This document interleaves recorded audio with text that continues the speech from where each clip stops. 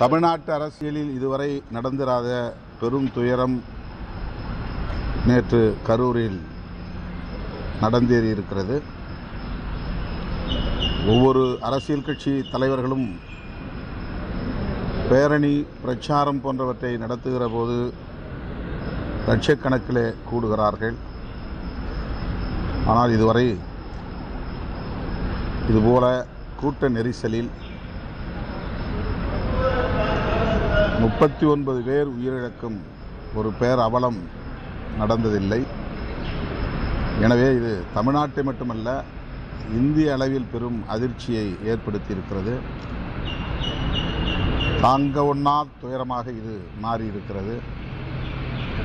39 பேரையும் பறிகொடுத்து தவிக்கிற இந்த குடும்பத்தை சார்ந்த உற்றார் உறவினர்களுக்கு எமது ஆழ்ந்த இரங்கலை தெரிவித்துக் கொள்கிறோம்.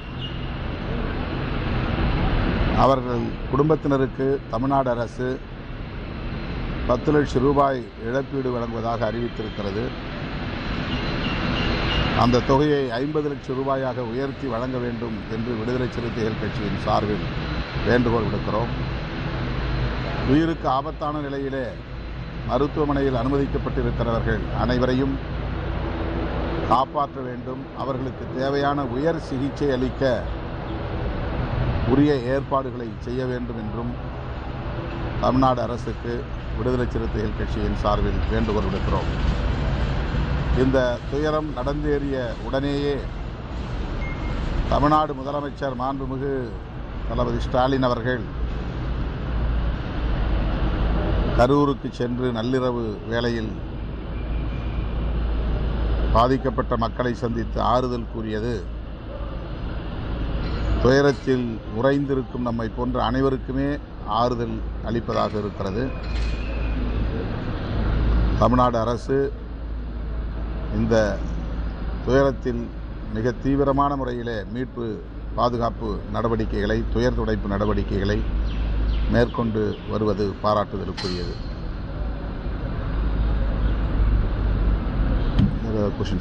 இப்போ அண்டை மாநிலத்தில் அரசியல் கட்சி தலைவர்களாக இருக்கட்டும், நடிகர்களாக இருக்கட்டும், ஒரு சக மனிதனை கடந்து போகிற மாதிரி அங்கே இருக்கக்கூடிய மக்கள் பார்க்குறாங்க. ஆனால் தமிழ்நாட்டில் மட்டும் அது வேறு விதமாக இருக்குது. அப்போ மக்களை எல்லா மாநிலங்களிலும் சினிமா ரசிகர்கள் உண்டு, புகழ்பெற்ற திரை கதாநாயகர்கள் உண்டு. ஆனால் தமிழ்நாட்டில் திரை கவர்ச்சி என்பது ஒரு மோகமாக மாறியிருக்கிறது. சினிமா மோகத்தில் தமிழ்நாட்டு மக்கள் தொடர்ந்து பாதிக்கப்பட்டு வருகிறார்கள் என்பதை நாம் பார்க்க முடிகிறது. இது ஒரு அரசியல் தலைவரை காண்பதற்காக கூடிய கூட்டம் என்பதை விட ஒரு திரை கதாநாயகரை காண்பதற்காக கூடிய பெரும் திரள். அரசியலில் சினிமா என்பது பிற மாநிலங்களிலும் உண்டு. ஆனால் தமிழ்நாட்டில் இத்தகைய பாதிப்புகளை சந்திக்கும் அளவுக்கு இருப்பது வேதனை அளிக்கிறது. தாவகவோட மாவட்ட செயலாளர் 10,000 பேர் தான் நம்ம வருவாங்க அப்படின்னு சொல்லி அவங்க மனு கொடுத்துருக்காங்க. அதனால நாங்கள் 500 பாதுகாப்பு அதிகாரிகள் மட்டும்தான் காவல்துறையின் சார்பாக கொடுத்துருந்தோம். ஆனால் கூட்டம் அதிகமாக வந்ததுனால எங்களால் கண்ட்ரோல் பண்ண முடியல அப்படின்னு சொல்லி காவல்துறையின் சார்பாக எனக்கு அறிக்கை கொடுத்துருக்காங்க. சப்போஸ் கூட்டம் அதிகமானதுனால அதை பாதுகாப்பு கொடுக்க வேண்டியது தமிழக அரசின் கடமை தானே, அதையே அதில் தவறிவிட்டாங்களா? அதை பற்றி இது குறித்து அருணா ஜெகதீசன் அவர்களின் தலைமையில், ஒரு நீதிபதியின் தலைமையில் விசாரணை ஆணையம் அமைக்கப்பட்டிருக்கிறது. முதல்வர் ஆணையிட்டிருக்கிறார். அவர்கள் விசாரித்து இதன் பின்னணி காரணங்களை கண்டறிந்து சொல்லுவார்கள். நாம் யூகத்தின் அடிப்படையில் எந்த கருத்தையும் சொல்ல முடியாது. பொதுவாக இது போன்ற பெருந்திரளை திரட்டுகிற போது அந்த கட்சியின் தலைவர்கள், முன்னணி பொறுப்பாளர்கள் எவ்வளவு லட்சம் பேர் திரளுவார்கள் என்பதையெல்லாம் முன்கூட்டியே கணக்கிட்டு அதற்கேற்ப நேரம், இடம், தலைவர் ஒரு இடத்திலே நின்று பேசக்கூடிய கால அளவு ஆகியவற்றையெல்லாம் தீர்மானிக்க வேண்டும். என்னதான் ஆயிரக்கணக்கான போலீசாரை கொண்டு வந்து குவித்தாலும் கூட நாமும் பொதுமக்களுடைய பாதுகாப்பிலே விழிப்புடன் இருக்க வேண்டும் என்பதுதான் 35 ஆண்டு கால பொது வாழ்வில் நான் அறிந்து கொண்ட ஒரு அனுபவம். ஆகவே நாம் காவல்துறையினர் மீது குற்றம் சுமத்துவது அல்லது தமிழ்நாடு அரசு மீது குற்றம் சுமத்துவது அல்லது இந்த கூட்டத்தை நடத்தியவர்கள் மீது குற்றம் சுமத்துவது என்கிற ஒரு நிலை இப்போதைக்கு தேவையில்லை என்று நான் கருதுகிறேன். துயரத்தில் துக்கத்தில் வீழ்ந்து கிடக்கிற மக்களுக்கு ஆறுதல் சொல்லுவதும் அவர்களை ஆற்றுப்படுத்துவதும் தான் நம்முடைய கடமை என்று உணர்கிறேன். எதிர்க்கட்சிகள் எந்தவித போராட்டம் நடத்தினாலும் காவல்துறை இப்படி தான் பண்ணுது, எதிர்க்கட்சிகளுக்கு அனுமதி தரதில்லை, அது இல்லாமல் பல நிபந்தனைகள் வைத்து கடைசி நேரத்தில் அவர்களுக்கு அனுமதி தராங்க, இதுவும் ஒரு காரணம் அப்படின்னு இபிஎஸ் குற்றம் சாட்டியிருக்காங்க.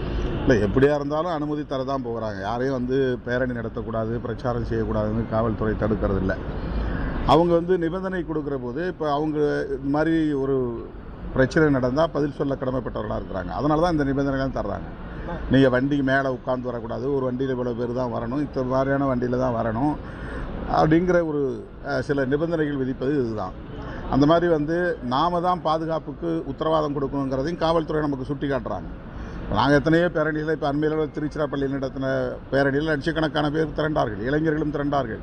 இதேபோல் குழந்தைகளை தூக்கி கொண்டு ஏராளமான பெண்மணிகள் கலந்து கொண்டார்கள். எல்லா பேரணிகளிலும் இது வழக்கமான ஒன்று தான்.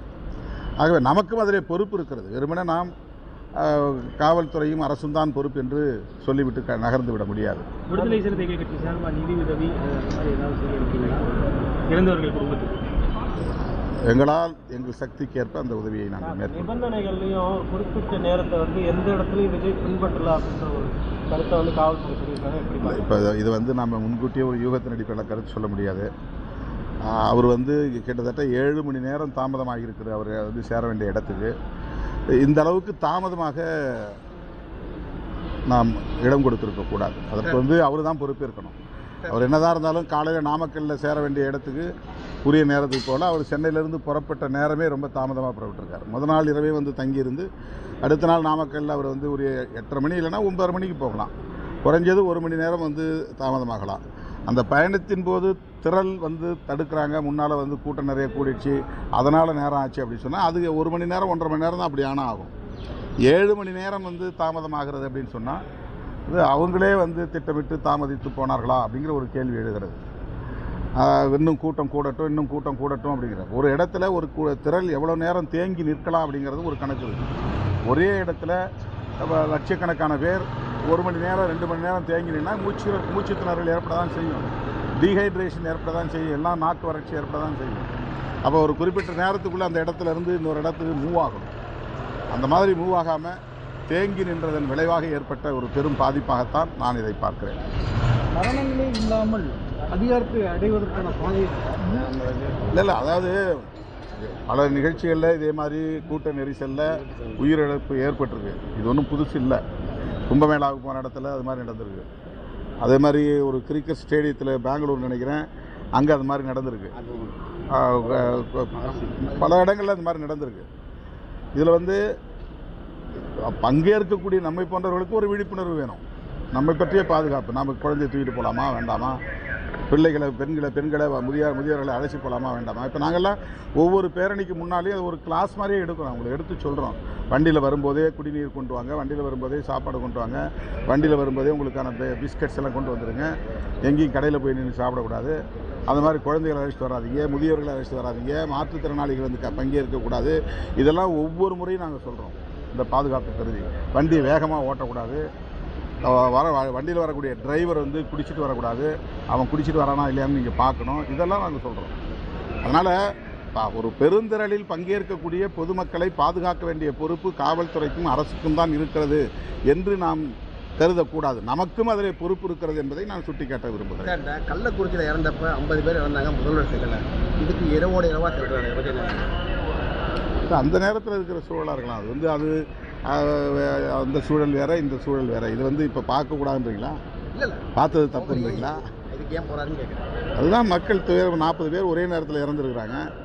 கள்ளக்குறிச்சியில் அடுத்து இருந்தாங்க. அது கள்ளச்சாராயம் குடிச்சு இறந்தது ஒரே நேரத்தில் ஒரே சம்பவத்தில் நடக்கலை. அதை குடித்தவங்க மருத்துவமனைக்கு போய் ஒருத்தர் அதில் இறந்தாங்க. அது நம்ம ஒப்பீடு செய்ய முடியாது. எல்லா நேரத்துலையும் இப்போ எல்லா நிகழ்ச்சியும் நம்ம கலந்து முடியும். இப்போ நான் இந்த நிகழ்ச்சி வரேன், இன்றைக்கி ராமநாதபுரம் போகணும், அதை கேன்சல் பண்ணிட்டு நான் வரேன். சில நேரங்களில் சில நிகழ்ச்சியில் இதே மாதிரி துயர சம்பவங்களை உடனடியாக போய் கலந்துக்க முடியாது. அதனால் அது காலச்சூழல் பொறுத்து தான் அது அமையும். இதில் எதுவும் உள்நோக்கம் இருக்குதான் நம்ம ரசிகர்களுக்கு நீங்க என்ன சொல்ல வரீங்க? எப்படி இருக்கணும்? விஜய் ரசிகர்களுக்கு நான் என்ன சொல்ல முடியும்? அவங்க ஒரு தலைவரை பார்க்க போகிறாங்க அல்லது தங்களுடைய ஹீரோவை பார்க்க போகிறாங்கன்னா அவங்களுடைய பாதுகாப்புலையும் அவங்க உறுதியாக இருக்கணும், கவனமாக இருக்கணும், விழிப்பாக இருக்கணும். இளவரியில் மட்டும் அவருடைய இரங்கலை வந்து தெரிவிக்கிறாரு. ஆனால் அந்த கட்சியினுடைய பொதுச் செயலாளர் யாருமே வந்து இன்னும் பாதிக்கப்பட்டவங்களை பார்க்கணுங்கிற ஒரு குற்றச்சாட்டு வந்து அதை பற்றி இனிமேல் போய் பார்ப்பாங்க. அது